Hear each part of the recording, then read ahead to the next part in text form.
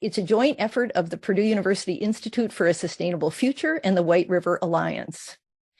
Late last fall, we started hearing about a proposal to create the LEAP Lebanon project that would develop about 9,000 acres into an industrial park near Lebanon. Large amounts of water for this industrial park, up to 100 million gallons per day, would be taken from wells near the Wabash River in Lafayette.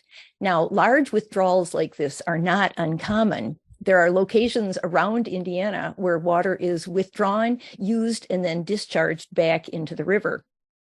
What's unusual here is that after the water is used by industry, it would not return to the Wabash River, but rather be piped into a tributary of the White River, possibly Sugar Creek or Eagle Creek, down to the Eagle Creek Reservoir or somewhere else. Thus, it's not just a withdrawal, but a water transfer. And this raises a number of questions. First, there's a concern about groundwater. So how would such a withdrawal affect local groundwater? And would it harm those who already use the groundwater or impact future development locally? Second, because of the proximity to the Wabash River, there's also a concern about surface water. How would this withdrawal affect the Wabash and the return flow affect the stream into which it's discharged? And third, will someone be determining the answers to these questions? And will they have enough data to inform the decisions? So these are the science questions, but pressing policy questions have been asked as well. First, if the analyses showed that the withdrawal would be harmful to those who use the water today or will in the future, and I want to be clear that this is not the case for the Lebanon LEAP withdrawal, would it be allowed? And here I think you'll hear that the answer is, for the most part, yes. So the question for each of us to think about is, are we happy with this situation? And if not, what policy changes could be implemented to protect our water resources from future unsustainable withdrawals or transfers? So this forum is the result of our asking these questions and bringing together experts in water science and policy to address these important yet difficult water issues. We don't have the answer to all these questions, and that should not be surprising because in-depth studies take time and money, and they have not been done. But what we decided that what we could do is focus on sustainable water use more broadly. So you will not hear the pros and cons of the specific LEAP Lebanon water transfer proposal, but rather we use that project to provide a context for looking at how Indiana currently manages water use and how we may create policy to manage it better in the future. So our forum has three parts, each about 30 minutes long. First, we'll hear from the Indiana Department of Natural Resources, the agency that manages water rights in the state. And we're pleased to have two experts who think and speak about water law regularly, Mark Basch and Ryan Mueller. Next, we have two scientists, Ginger Davis and Keith Chirkauer, and they'll look at how well our data and information needs for sustainable water use are met, or what else we need. And third, we'll look at a few potential policy options that Indiana might consider to advance sustainable water use. So Ohio has a permit system for large consumptive water uses, so we'll learn about that. And in Indiana, a bill was introduced in the legislature this year that would have required a permit for withdrawals over 10 million gallons per day. And we're privileged to hear from Representative Mike Aylesworth, who introduced it. So each of these sessions will end with a question and answer period, and we hope that you'll engage with the discussion by typing in the Q&A box at any time. We'll also have the chat available, but it will not be monitored. So you need to use the Q&A box. So welcome again, and I'll now turn this over to Jill Hoffman, Executive Director of the White River Alliance, who will provide some more context and also introduce our first two speakers. Thanks, Jill.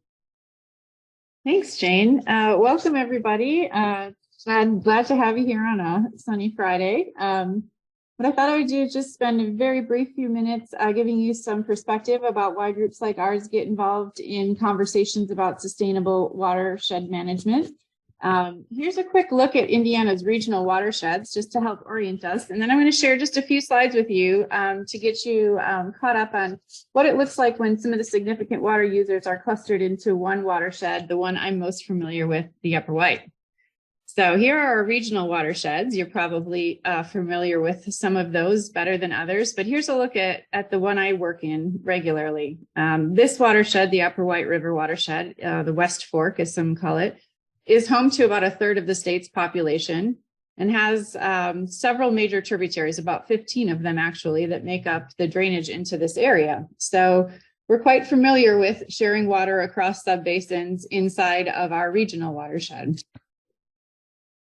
I'd like to just briefly introduce myself and our organization, since we're co-hosting this today and always want to make ourselves available as a resource for all of you about water issues. So we are a multi-stakeholder organization, a nonprofit who focuses a lot of our work in central Indiana.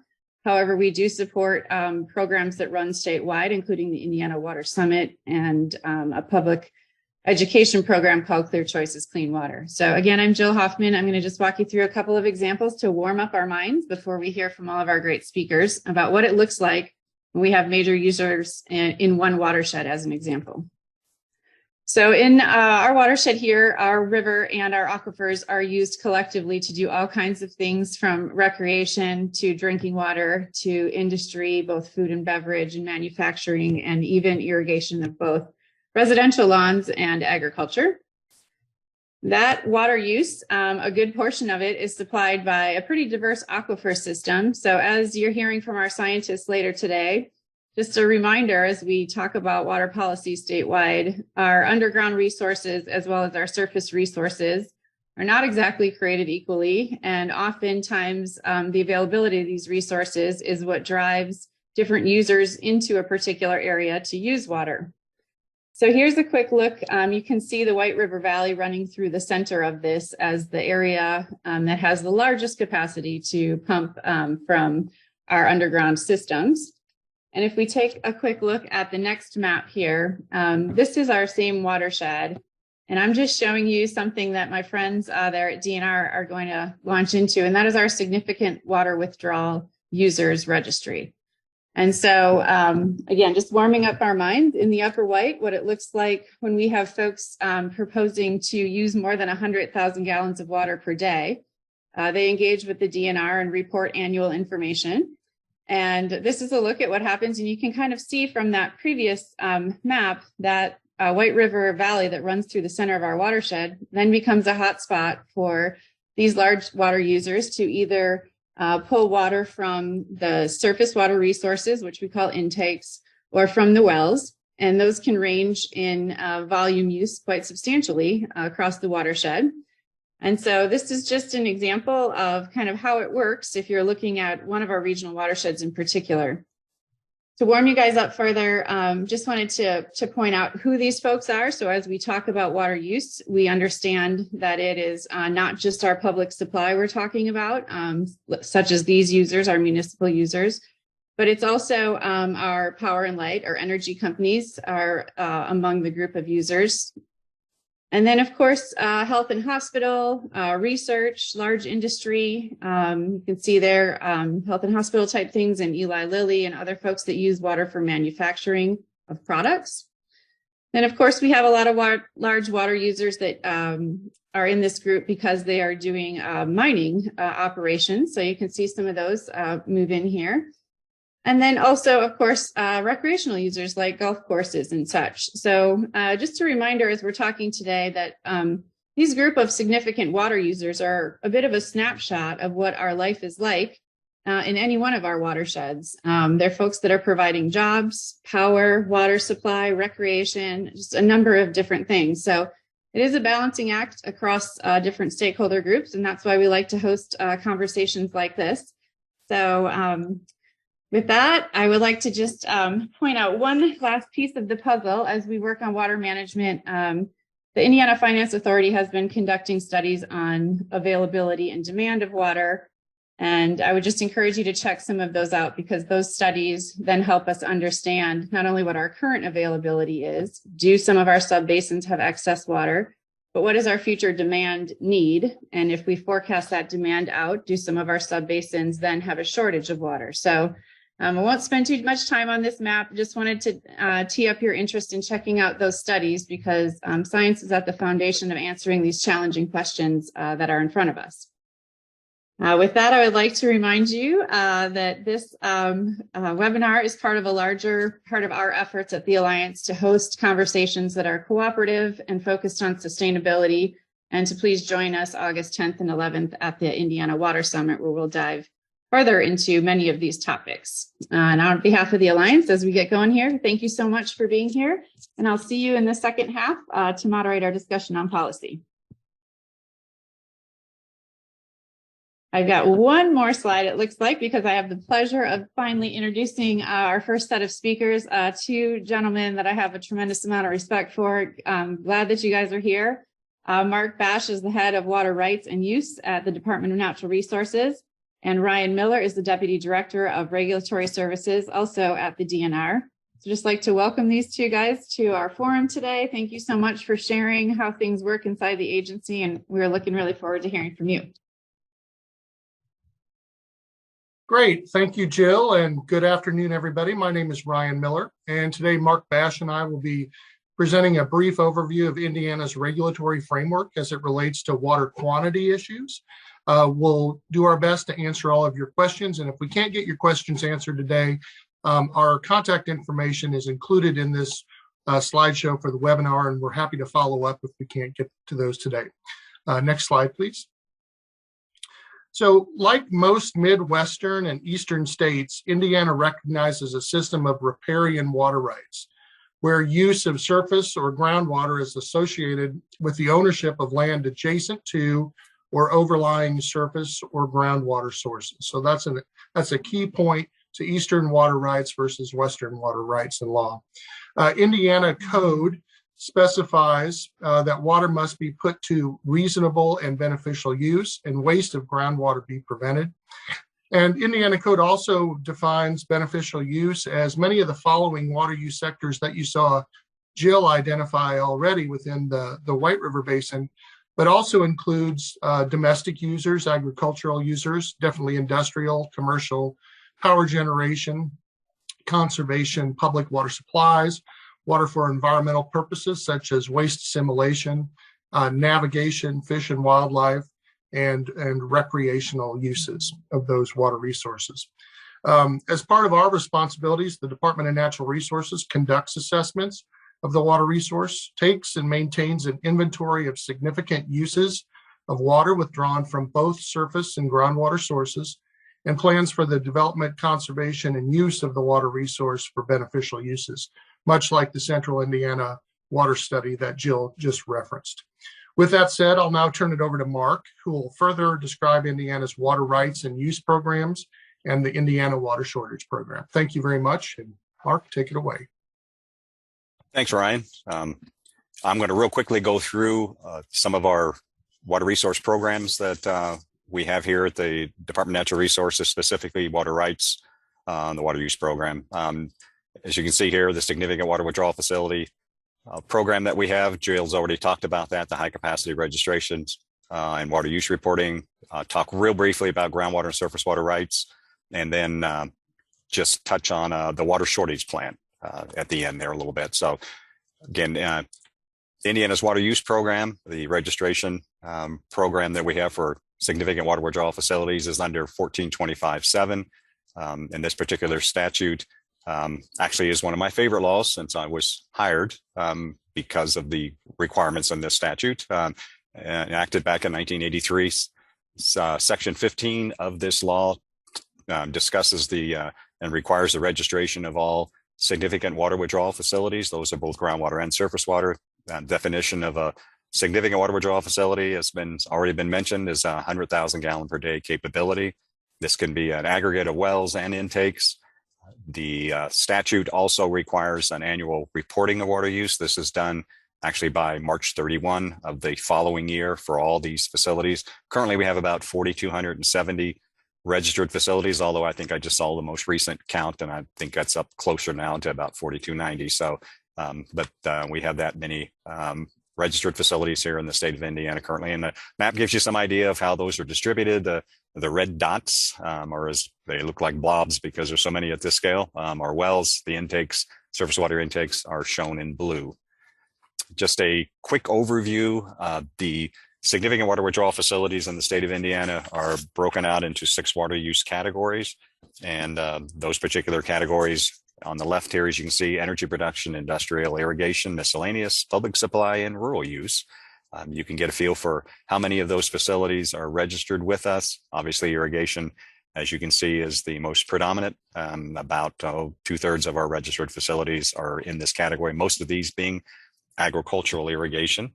And again, you can see here too that a facility can contain more than one well or an intake. We have about close to 7,500 wells that are registered with us, and close to 1,300 surface water intakes. And kind of hot off the press somewhat, the 2021 water use data. Again, data is submitted to us by the significant water withdrawal facilities by the end of March of the following year. It gives you some idea of the amount of water that is withdrawn in the state of Indiana in any given year, obviously. Last year, we had about 2.1 trillion gallons of water withdrawn by the significant water withdrawal facilities, the 4,270 that we have registered. As you can see, most of that water withdrawn is surface water. About 1.9 trillion gallons withdrawn in that particular water use category, and then groundwater about 219 billion. So again, what's interesting about our water use program is that we are registering capabilities. You guys probably, most of you know, and gives you some idea of how much water is used and what that represents in terms of what could actually be withdrawn in any particular year. And you squish all that 37 years of data into one graph, which is, I think, pretty amazing. And it gives you some idea of the total water use in the state of Indiana reported by the significant water withdrawal facilities. Again, 1985 was the first year of water use reporting. And you can actually see a reduction, obviously, over the past 20 or so years. A lot of that is due to a couple energy production facilities being taken offline, as well as some reduction in use by industry, some of the conservation methods that they have, and other water users. So again, we do see that kind of that downward trend, but we peaked at about 3.6 trillion, I think, in about 2001, and now have dropped off, as you saw, to about 2.1 trillion this last year from these significant water withdrawal facilities. Again, that kind of gives you a feel for the water use program that we have. Jumping into the water rights part of our discussion here. Again, talk real briefly about Indiana's groundwater rights law, Indiana Code 1425-4.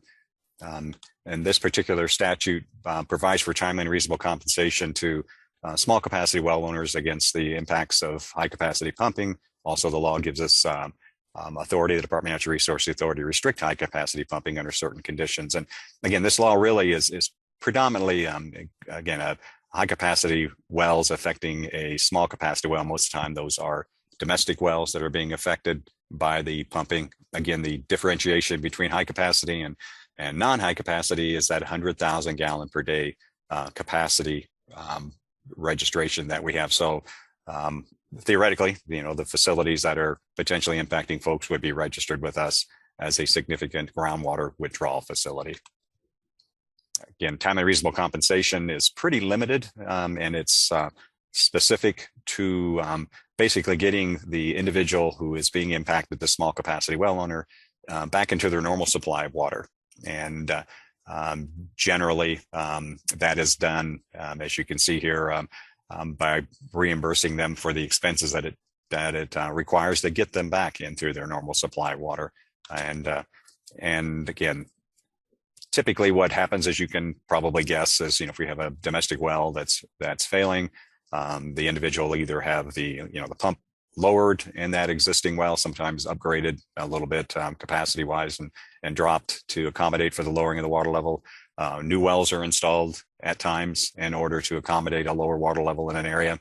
And again, the high capacity user, of course, has the ability under this particular statute to restrict their pumping and then to allow water levels to recover and then allowing the small capacity well to fail. As you can imagine, this generally isn't the option that's taken because it doesn't really resolve things, long term. So most of the issues that we have with well failures are usually handled by either lowering pumps, putting in new wells, or at times, if utility water is available, of connecting somebody to that water supply. So again, that is generally what is done in order to correct these issues.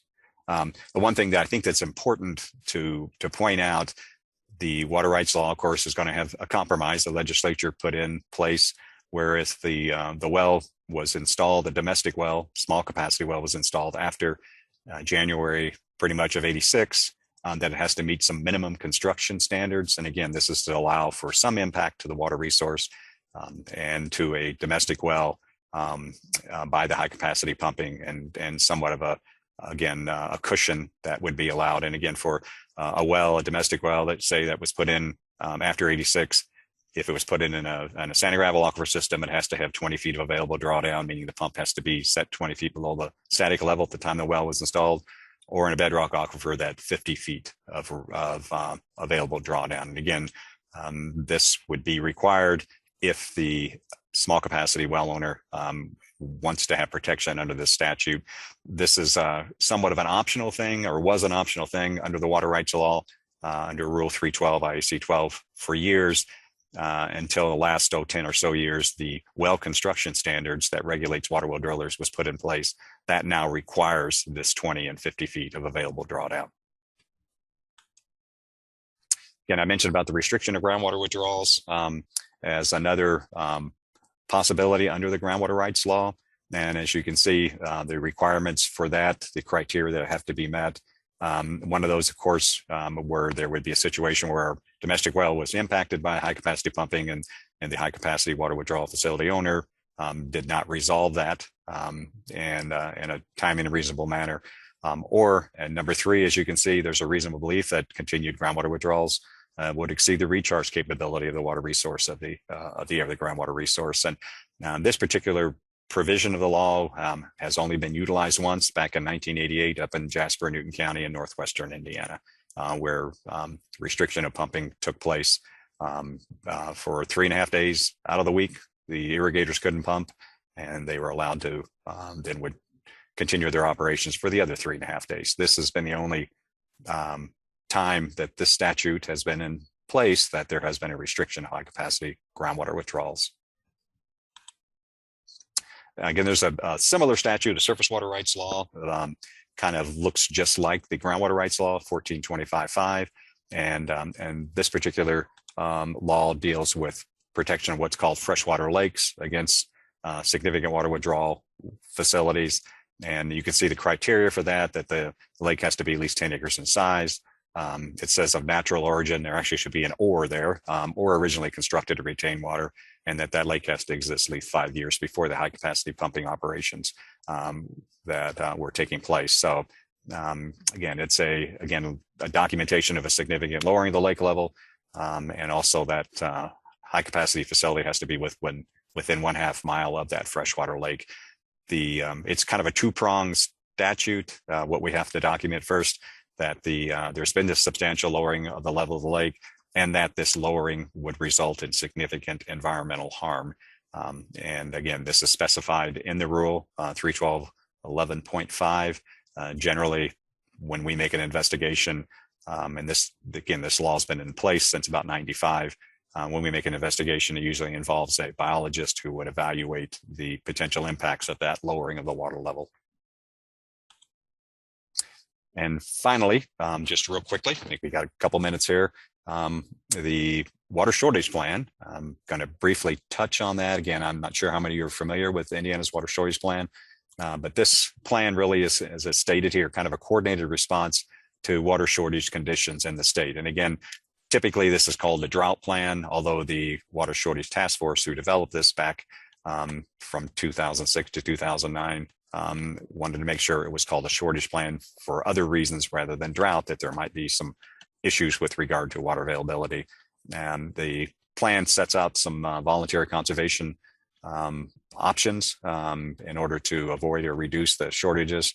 Also provide some resource tools. There's a model ordinance within the plan that can be and has been used by different entities, typically public water supply systems, in order to deal with water issues during a drought. And then also the plan provides a priority of water uses. Again, this plan was put in place actually in 2006.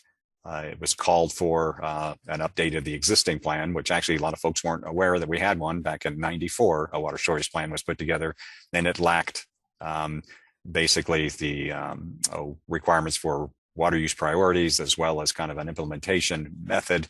And so the legislature called for the Water Shortage Task Force to be named and to update the existing plan to this current plan, which would then include these criteria that you see here. So again, as I mentioned, the plan is kind of a coordinated response to water shortage conditions, and it provides for different methods of water conservation. And there's 3 phases of the plan. Actually, I think there's 4. There's the normal phase, which would be where there would obviously be no no conservation methods at all, but there's the watch phase, the warning phase, as you can see here, and then the emergency phase. Again, the watch phase and warning phase would be actually implemented with the cooperation of DNR and Homeland Security and IDEM and several different agencies. The emergency phase actually would only go into place with the governor's declaration. Again, the actual water shortage warning phase, we had a couple times where that has actually been implemented. Back in 2010 for several counties in the southern part of the state, because of the dry conditions at that time. There was, I think about 26 counties that were notified of this warning phase. And then in 2012, if you can remember, the dry conditions then, the entire state was actually in a warning phase. But in both of those years, an emergency, groundwater emergency or the water shortage emergency was never declared. Again, there are the actual plan sets for some allocation priorities, as you can see here. Again, the domestic purposes is the top priority. Health and safety. Again, power production is up there in 3rd. 4th is for industry and agriculture with contingency planning. 5th is for, again, for either the 3rd or 4th without the contingency planning. And these particular priorities actually were pulled right out of the rule for withdrawals of water from state finance reservoirs in order for the, as far as the contract requirements for those facilities. And again, as you can see, the 6 priorities for any other purpose. So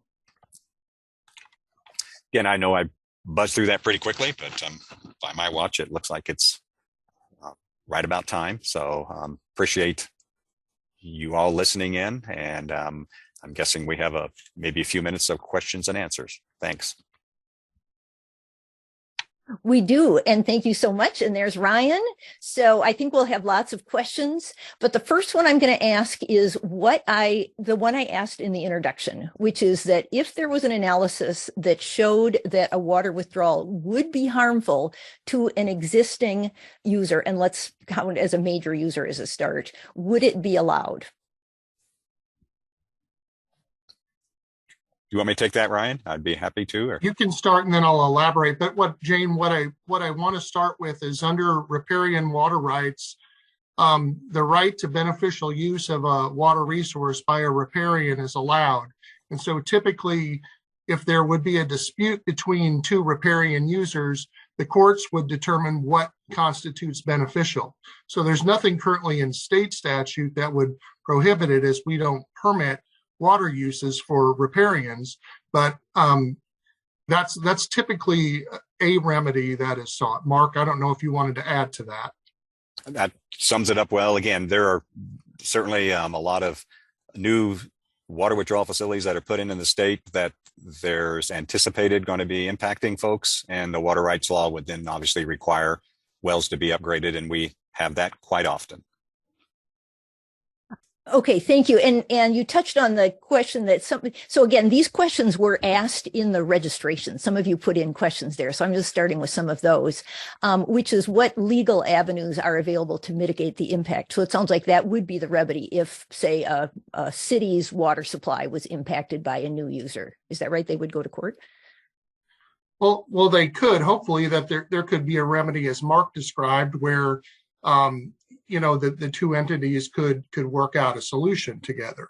And that's what Mark described, several domestic users who had been impacted by a significant water withdrawal facility. Those remedies are typically investigated and sought out. So those are typically after the fact. Mark, is there anything more you'd like to add? No, I think, again, that's it. As I think Jane is implying too, this water rights law is high capacity impacting non-high capacity. So when they are two high capacity facilities, potentially, then the water rights law would not be applicable and would be a remedy that you're talking about, Ryan. Yeah. Okay, and just to follow up on that, we had another question from someone that said, I am a homeowner that lives less than 2 miles from the proposed well field. First, they ask, what effect will this have on residential wells in our area? And I think you can't answer that one. But the question is there some kind of baseline monitoring that can be done to be able to determine the impact after the fact? Yes. In fact, a lot of what we do are documenting water levels for domestic well owners that are concerned about a new high capacity groundwater withdrawal facility. And again, the well would have to be accessible and we'd have to get into it.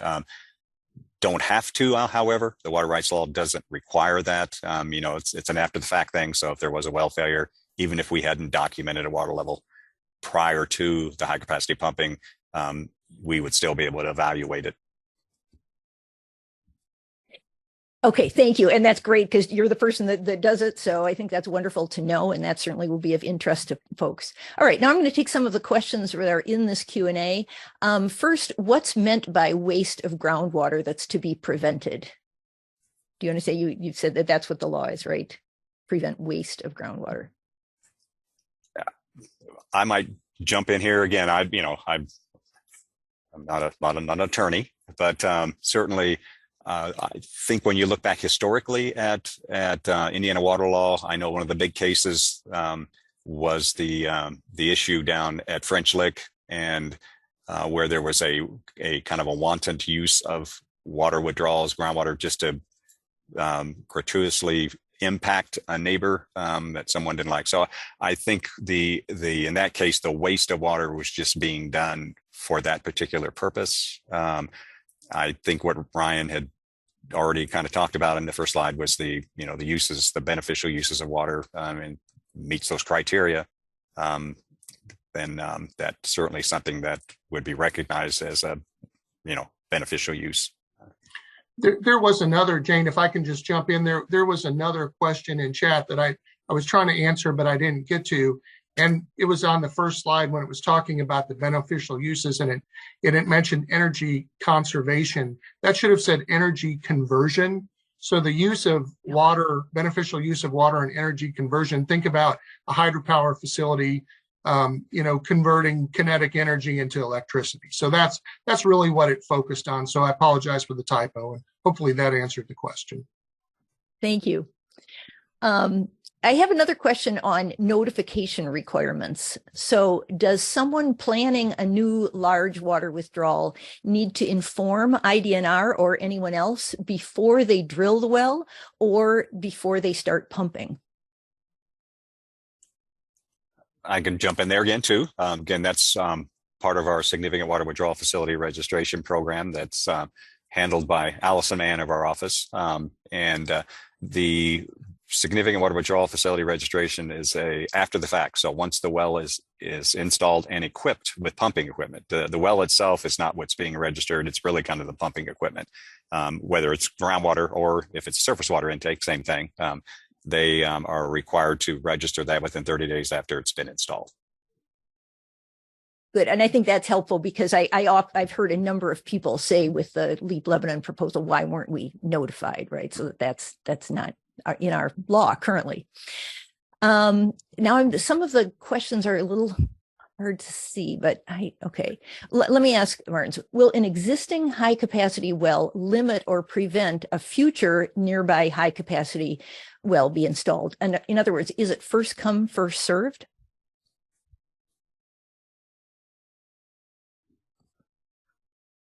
You want that, Ryan, or?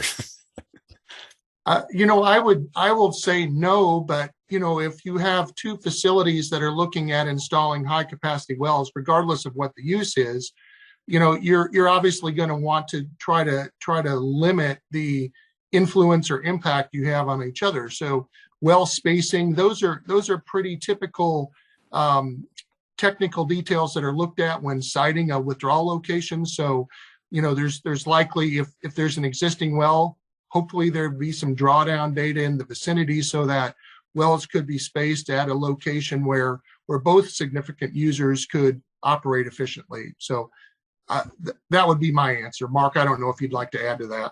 I think that says it perfectly. Yeah, there's no priority of water use, and no first come, first serve, but certainly, that those evaluations are done in order to put the wells in and make sure they have properly producing wells. So. Okay, so now we're back to the small capacity well user who, as you said, would get compensated. And the question is, will provision of the deeper well include replacing the pumps and compensation for the increased cost of power to get to a deeper depth? Yeah, and this question comes up periodically. We've looked at it over the years with, again, certainly a deeper pump setting would require a lot of times, not always, but you say you're stepping up from a 1/2 horse to a 3/4 horse submersible pump in order you get too much deeper in 120, 140 feet or so.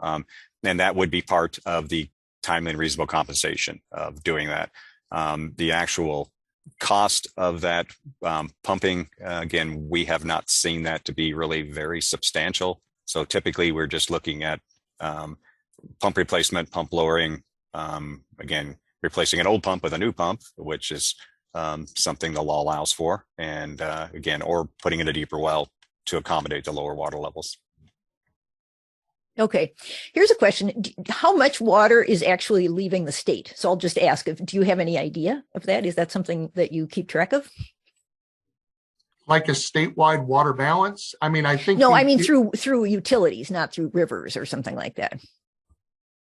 Leaving the state. From the major water withdrawals, how much of our water goes to another state? Of the water withdrawn, how much goes to another state?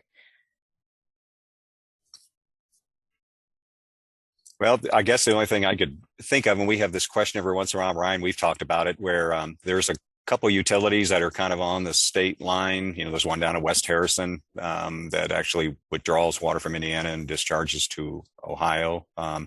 And then we have one up around Cayuga, the same type of thing where it's a public water supply system. That water is reported, that water withdrawals are reported to us, and we'd be sure to look at that. Certainly no prohibition to that. But and then other water withdrawal, particularly up in the Great Lakes area, certainly could be some, a lot of water moving around up there with the public water supply utilities. So, that's something we probably could try to get a handle on, but certainly the data is available for the facilities at West Harrison and the Cayuga. I think to add to the response, I think maybe the question to frame up is what's the net gains losses, right? Because you're going to have water entering the state too, perhaps from those same types of uses you were asking about exiting the state. So I think what may be more meaningful is looking at a balance of gains versus losses. No, okay, we'll have to find out about that. But our time for this session is up. So sorry for those who had good questions up, but I think we're going to go ahead and move on.